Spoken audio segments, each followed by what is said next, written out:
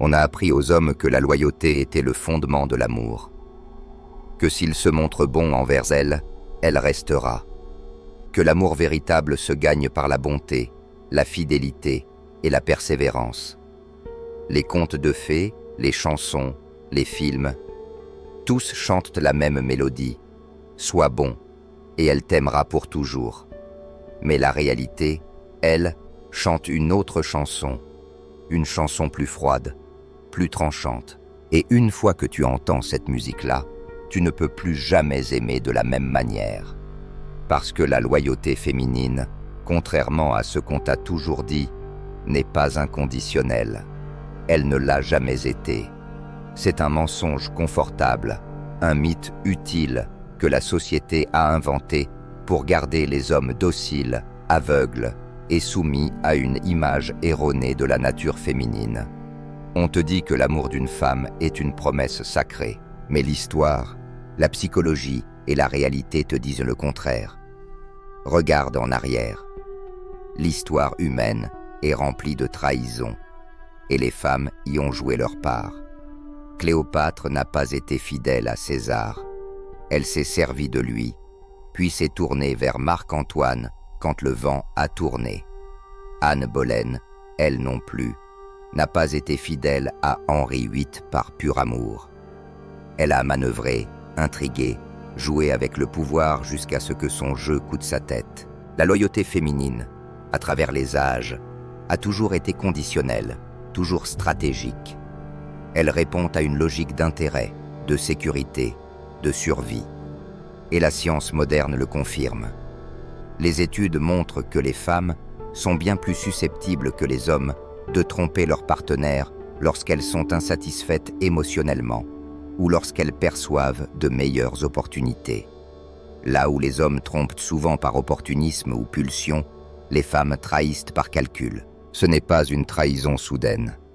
C'est une stratégie de remplacement, une évaluation froide de la valeur perçue de leur partenaire actuel face à celle des options extérieures. C'est là que réside une vérité dérangeante. La loyauté d'une femme ne dépend pas de ta bonté, de ton amour, ni même de ta fidélité. Elle dépend de ta valeur, de ta force, de ta capacité à incarner ce que son instinct juge comme digne d'être suivi. Sois fort, ambitieux, respecté, et tu seras l'homme auquel elle s'accroche. Faiblis, stagne, perds ton aura, et tu verras sa loyauté se dissoudre, parfois doucement, parfois brutalement. Et le pire, elle le fera souvent en souriant, en disant qu'elle t'aime toujours, en prétendant que ce n'est pas ce que tu crois. Dans le monde moderne, cette dynamique est exacerbée. Les réseaux sociaux, les applications de rencontres, l'approbation numérique constante, tout cela a déformé la perception de la loyauté jusqu'à la rendre méconnaissable. Pourquoi rester fidèle à un homme quand des dizaines d'autres envoient des messages en pleine nuit? Pourquoi respecter des engagements quand la société lui dit de suivre ses émotions, pas sa parole? L'intégrité, autrefois une vertu, est aujourd'hui une relique. Les valeurs, des blagues. On élève désormais les femmes à croire que la loyauté est une option, un accessoire jetable. Elles la promettent dans leurs vœux de mariage, puis justifient la trahison plus tard en invoquant leur droit au bonheur.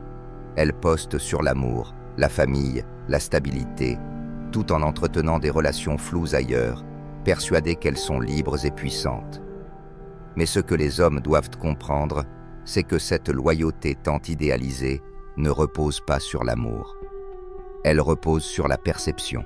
Elle repose sur le fait que tu sois, ou que tu sembles être, un homme qu'elle ne peut pas se permettre de perdre.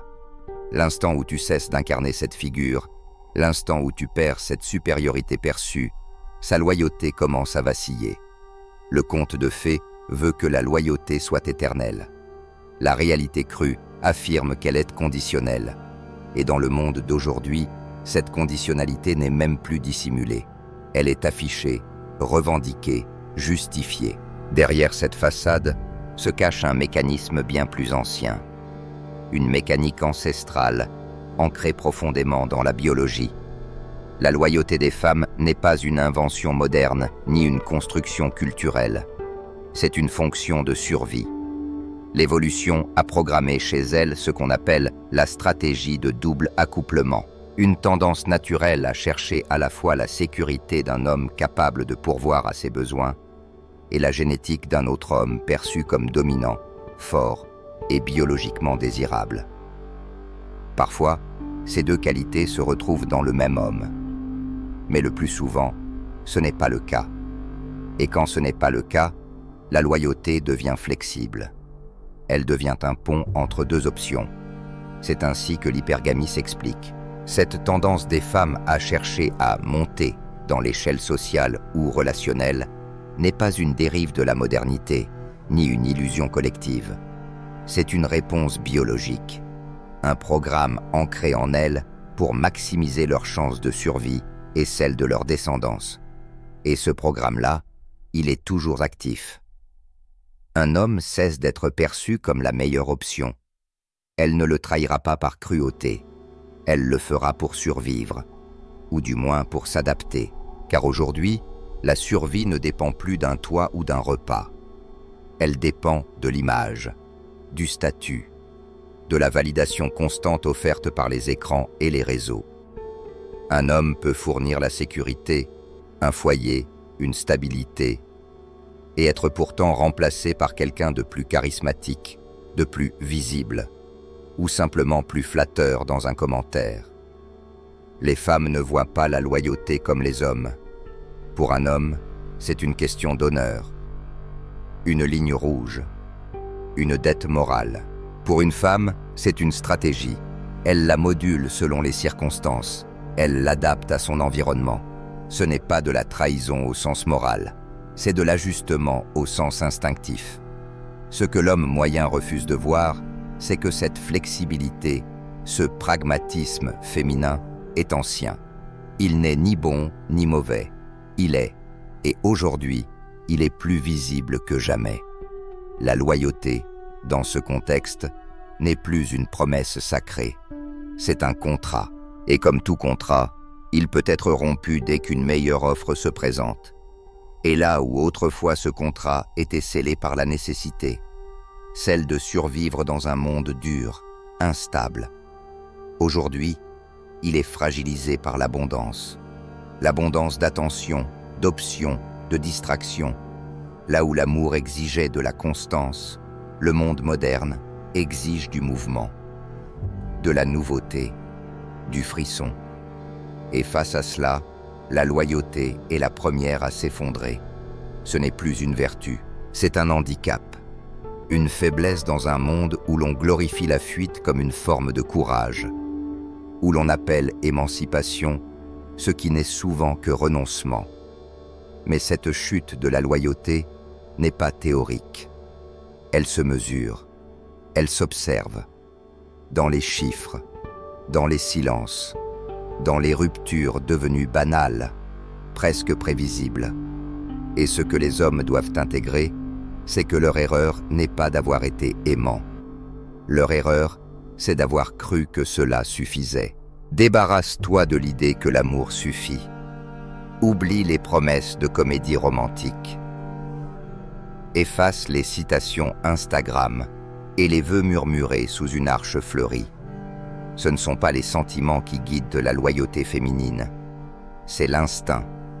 Et cet instinct est calibré, affûté, pour une seule chose: maximiser les chances de survie dans un monde en perpétuel changement. Aujourd'hui, cette survie ne passe plus par la chasse ou la guerre, mais par les likes, le regard social, l'illusion du pouvoir. Le statut est devenu la nouvelle nourriture, et la validation, le nouvel abri. C'est pourquoi la loyauté ne se brise pas toujours dans le fracas d'une infidélité charnelle. Elle s'érode en silence. Elle s'effiloche dans les messages privés, les justes amis, les conversations secrètes nourries tard dans la nuit. Un homme de secours en ligne, jamais bien loin, toujours prêt à prendre la relève.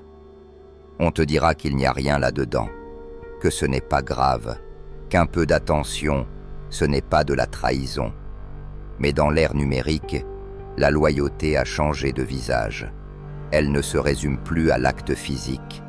Elle est devenue émotionnelle, digitale, invisible. Est-elle encore loyale? Celle qui poste des photos provocantes pour attirer des étrangers. Celle qui entretient des connexions innocentes, mais pleines de sous-entendus. Celle qui garde ses profils de rencontres juste au cas où. Dans cette nouvelle réalité, la loyauté n'est plus un acte. C'est une illusion conditionnelle. Un rôle temporaire qu'on joue tant qu'il est confortable. Une position dans une hiérarchie mouvante, menacée par chaque notification, chaque commentaire, chaque regard extérieur. Et ce qui rend cela encore plus cruel, c'est que la société l'encourage. Regarde autour de toi. Les séries Netflix célèbrent la femme qui quitte mari et enfant pour se trouver. Les chansons applaudissent celles qui tournent le dos à leur partenaire pour suivre leur vérité. Les magazines appellent ça de la puissance. L'école, les réseaux, les films, tout un monde qui murmure à l'oreille des femmes. Si tu n'es plus heureuse, tu n'as aucune obligation de rester. La loyauté, elle est devenue une blague cynique, un mot creux qu'on brandit dans les discours, mais qu'on piétine dans la réalité. On en parle encore parfois, mais c'est comme parler d'une vieille statue dans un musée. Elle est là, mais personne n'y croit vraiment. Et pourtant, les hommes continuent d'y croire. Aveuglément, follement. Ils pensent encore que les choses sont comme avant. Ils se persuadent que s'ils aiment assez, s'ils donnent assez, s'ils restent fidèles, alors elle aussi le fera. Mais ce qu'ils ne comprennent pas, c'est que cette loyauté qu'ils imaginent n'existe plus dans les règles actuelles du jeu. Ce n'est pas la même partie. Et surtout, ce ne sont pas les mêmes règles. La majorité des divorces aujourd'hui, initiés par les femmes, pas à cause de violence, pas pour cause d'abus, pas même pour de véritables trahisons. Non, pour des raisons bien plus sourdes. L'ennui, l'insatisfaction, l'impression que la flamme n'est plus là, une perte de frisson. Ce n'est pas une trahison brutale, c'est une glissade douce vers une sortie qu'on a déjà planifiée mentalement des mois auparavant. Et dans le même temps, ces femmes t'expliqueront qu'elles sont restées loyales, qu'elles ont essayé, qu'elles se sont battues pour leur couple. Elles te diront que partir était un acte d'amour pour elles-mêmes. Elles te feront croire que c'est de l'évolution personnelle, pas de la fuite. Elles n'admettront jamais que la loyauté, dans leur esprit, a expiré bien avant le premier adieu. C'est là que le piège se referme sur les hommes. Ils confondent fidélité avec patience. Ils interprètent la tolérance comme un signe d'amour inconditionnel. Mais ce n'est pas ça. C'est juste une attente silencieuse, une observation stratégique. Un compte à rebours invisible qui s'enclenche dès que tu deviens moins désirable, moins inspirant, moins dominant. Et quand le compte atteint 0, elle ne te quitte pas toujours immédiatement. Non. D'abord, elle commence à tester les os. Un regard échangé, un contact retrouvé, un ex relancé sous prétexte d'amitié, un collègue devenu soudainement plus charmant. Et toi, tu ne vois rien. Ou plutôt, tu refuses de voir. Tu lui fais confiance. Tu penses qu'elle est différente. Tu ignores les signes. Tu expliques les changements de comportement par le stress, par le travail, par tout sauf ce que c'est vraiment. Un désalignement, un déplacement de loyauté. Parce que dans son cœur, dans son inconscient, elle ne te voit plus comme le choix optimal. Tu es devenu un point de transition, une escale entre deux chapitres. Et même là, même quand elle glisse doucement hors du cadre, elle continue à sourire, à dire « je t'aime », à jouer la stabilité. Elle ne veut pas de conflit. Elle veut que la transition se fasse doucement, sans douleur, sans culpabilité. C'est ainsi que la loyauté s'efface, dans les silences, les non-dits, les retards de réponse et les regards absents. Ce n'est pas un tremblement de terre, c'est une lente désintégration. Mais les hommes, eux, ne sont pas préparés à ça, parce qu'ils pensent que la loyauté est un absolu, une ligne droite. Ils croient que l'amour c'est l'impact, que la loyauté se donne une fois, pour toujours. Pour eux, c'est blanc ou noir, présent ou absent, honneur ou trahison, pas de zone grise. Et pourtant, c'est là qu'ils se trompent le plus. Parce que pour les femmes, la loyauté est fluide, émotionnelle, contextuelle. Elle dure tant que les conditions qui l'ont créée sont toujours là. Et si ces conditions changent, sa loyauté aussi. Ce n'est pas une trahison dans son esprit, c'est une adaptation. Alors l'homme accuse. Il se dit « j'ai tout donné ». Il se demande « pourquoi elle est partie ? Je n'ai rien fait de mal ». Mais ce qu'il ne comprend pas, c'est qu'il ne s'agit pas de bien ou de mal. Il s'agit de pertinence. Il n'est plus l'homme qu'elle avait choisi. Elle pense pouvoir faire mieux. Et c'est cette pensée, même silencieuse, qui suffit à briser le pacte. La loyauté féminine n'est pas ancrée dans l'éthique. Elle est enracinée dans la stratégie. Ce n'est pas une promesse, c'est une estimation continue. Une balance qui pèse ta valeur perçue face au reste du monde. Et dans un monde où chaque femme a un harem numérique qui l'attend, où le simple fait d'exister lui apporte des validations constantes, cette estimation ne dort jamais. Et quand l'homme se réveille enfin, c'est souvent trop tard. Il a tout donné, il s'est plié, il a sacrifié son autorité pour la paix, il a transformé sa force en dépendance, et il pense que ce sacrifice lui vaudra une loyauté éternelle, mais il se trompe. Parce que pour une femme, le sacrifice sans force n'est pas de l'amour, c'est de la faiblesse. Et la faiblesse, elle ne la respecte pas, elle la fuit. Elle ne suit pas les belles paroles, elle ne suit pas les promesses, elle suit la force. Tu peux lui jurer l'éternité, lui écrire des poèmes, lui offrir tout ce que tu possèdes. Si elle sent que tu faiblis, que tu perds ton aura, son instinct lui soufflera qu'il est temps de partir. La loyauté ne se nourrit pas de souvenirs, elle se nourrit de puissance. Regarde la nature. Une lionne ne reste pas aux côtés du lion le plus faible. Elle ne lui est pas fidèle par pitié ou nostalgie. Elle suit le mâle dominant, celui qui peut protéger les petits, défendre le territoire, imposer sa présence. Et si ce lion faiblit, elle ne lui doit rien. Elle se tourne vers celui qui prend la relève. C'est cru, c'est sauvage, mais c'est réel. Et les humains ne sont pas différents. Ils en ont simplement masqué l'instinct sous des couches de convention et de romantisme. Les recherches en psychologie moderne le confirment.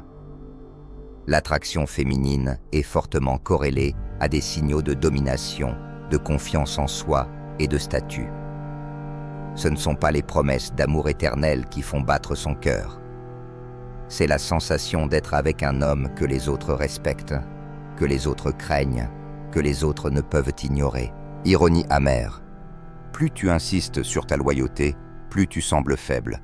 Plus tu mets en avant ton dévouement, plus tu perds en valeur perçue. L'homme qui supplie pour la loyauté est celui qu'elle quitte en premier. Pas parce qu'il est mauvais, mais parce qu'il n'est plus redoutable. Voilà pourquoi tant de femmes testent. Elles provoquent, elles cherchent la faille. Ce ne sont pas des caprices, ce sont des tests de stress, des examens cachés pour voir si tu tiens encore debout, si tu restes inébranlable, si tu flanches, si tu cèdes à l'émotion, si tu perds ton calme, elle comprend. Tu n'es plus l'homme qu'elle peut admirer.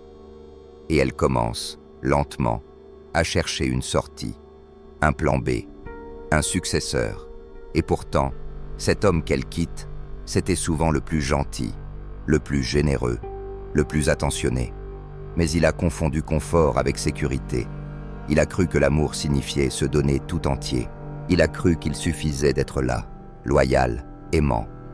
Mais il n'a pas vu que dans ce monde, l'amour ne garantit rien.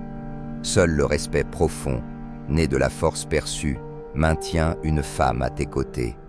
Ce n'est pas le cœur qui commande la loyauté, c'est l'alignement de son statut avec le tien. Elle reste loyale à l'homme qu'elle perçoit comme dominant dans son monde. Si tu descends dans cette hiérarchie, même sans faute, même sans trahison, elle s'éloigne. C'est instinctif, c'est immédiat. Et cela déchire des hommes qui ne comprennent pas ce qui a changé. Ils se disent J'ai tout fait pour elle. Et c'est vrai. Mais ils ont oublié de faire ce qu'elle ne demandait pas. Rester puissant, rester inébranlable, rester respecté. Parce que l'amour sans leadership, sans direction, sans présence affirmée, n'est qu'un murmure. Et ce murmure, elle l'ignore. La trahison n'est pas soudaine. C'est une conséquence logique, une réaction hormonale et psychologique à la chute perçue de ton statut. Ce n'est pas qu'elle ne t'aime plus, c'est qu'elle ne peut plus te suivre. Et une femme ne reste pas avec un homme qu'elle ne peut pas admirer. Alors que faire de tout ça? Faut-il devenir cynique? Faut-il détester les femmes, les accuser, les fuir? Non, car l'homme qui comprend cette vérité ne sombre pas dans l'amertume. Il s'élève, il cesse de mendier, il cesse d'attendre. Il ne cherche plus la loyauté, il la commande par ce qu'il incarne. Car la véritable force masculine ne dépend pas de l'approbation féminine. Elle se forge seule, dans le silence. Elle se bâtit dans la discipline, dans l'effort, dans la solitude parfois. C'est un muscle qu'on développe chaque jour, à force de refus, d'échecs, de choix difficiles. Tu veux la loyauté? Alors cesse de la demander, cesse de la croire acquise. Deviens le genre d'homme qu'on ne peut pas trahir sans en payer le prix. Deviens cet homme que l'on craint de perdre, non parce qu'il menace, mais parce qu'il brille, parce qu'il inspire, parce qu'il incarne une rareté. Et c'est là que réside la vérité ultime. Tu ne peux pas forcer une femme à être loyale, mais tu peux devenir le genre d'homme qu'elle n'osera pas trahir, pas parce qu'elle t'aime, pas parce que tu es gentil, mais parce que dans son cœur, elle sait qu'un homme comme toi ne se remplace pas. Les faibles attendent, les forts construisent, les faibles se plaignent, les forts se relèvent, les faibles rêvent de loyauté, les forts inspirent de la loyauté, parce qu'au fond, ce monde n'a jamais appartenu aux plaintifs. Il appartient à ceux qui voient la vérité, aussi brutale soit-elle, et qui s'en servent pour se forger dans le feu. L'homme qui comprend la nature féminine n'est pas amer. Il est éveillé. Il ne cherche pas à changer les femmes. Il cherche à se transformer lui-même. Il devient ce pilier que l'on respecte sans condition, cette figure qu'on admire en silence. Cet homme que l'on suit par instinct, parce qu'il impose naturellement sa présence. Pas par la force, mais par l'aura. Pas par la peur, mais par l'admiration. Il n'a pas besoin de crier. Sa stature suffit.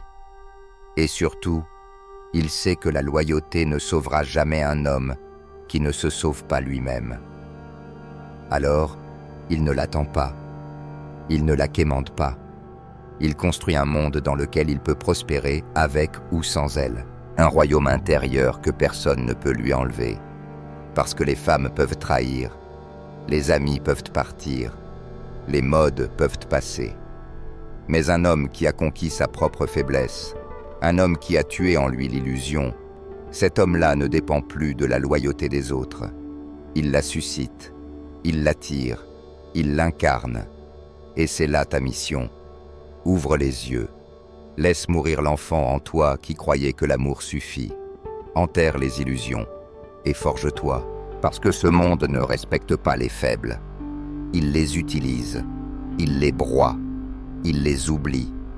Mais toi, si tu choisis la discipline, la présence, le silence, la puissance, alors tu n'auras plus jamais à supplier qui que ce soit. Tu ne demanderas pas la loyauté, elle viendra d'elle-même, pas parce qu'elle est sacrée, mais parce que tu es devenu sacré. Alors, relève-toi, cesse d'attendre qu'une femme te sauve. Bâtis-toi de manière à ne plus avoir besoin d'être sauvé, et quand ce jour viendra, quand tu tiendras debout seul, inébranlable, c'est là que la loyauté, la vraie, trouvera sa place. Non comme une promesse, mais comme un effet naturel de ta grandeur. Parce que dans ce monde, les hommes faibles sont trahis. Les hommes forts, eux, sont suivis.